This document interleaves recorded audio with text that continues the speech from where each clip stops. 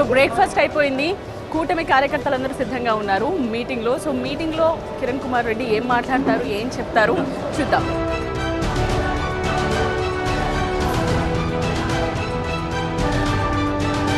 మేము తప్పకుండా కిరణ్ కుమార్ రెడ్డి గారికి కమలం పువ్వు గుర్తుపై ఓటేసి కిరణ్ కుమార్ రెడ్డి గారిని 1,00,000 ఓట్లకు పైగా మెజార్టీతో గెలిపిస్తామని ప్రజలు కూడా పల్లెల్లో చెప్పడం జరుగుతోంది.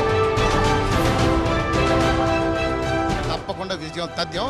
అఖండ మెజారిటీతో గెలిపించే బాధ్యత ఈ ఎంపీ స్థానంలో ఉన్నటువంటి ప్రజలందరి బాధ్యత.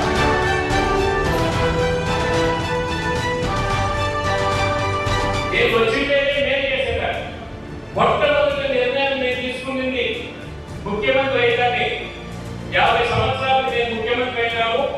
పార్టీలకు అతీతంగా ఎవరికి సహాయం చేయగలుగుతానో, ఏ ప్రాంతాలకు సహాయం చేయగలుగుతానో కాంగ్రెస్, తెలుగుదేశం, బీజేపీ, కమ్యూనిస్ట్ అందరూ నా ఆఫీస్కి వచ్చి పనులు చేయించుకునేవారు. ఎందుకంటే పేద ప్రజలకు చేయాల్సిన అవసరం ఖచ్చితంగా ఉంది.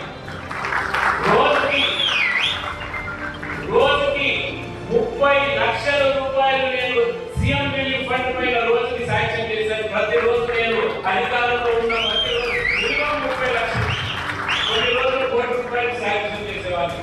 ఎవరికైతే హెల్త్ బాగలేదు, ఎవరికైతే ఆరోగ్య పరిస్థితి బాగలేదు, ప్రతిరోజు తీసుకునేవాడు.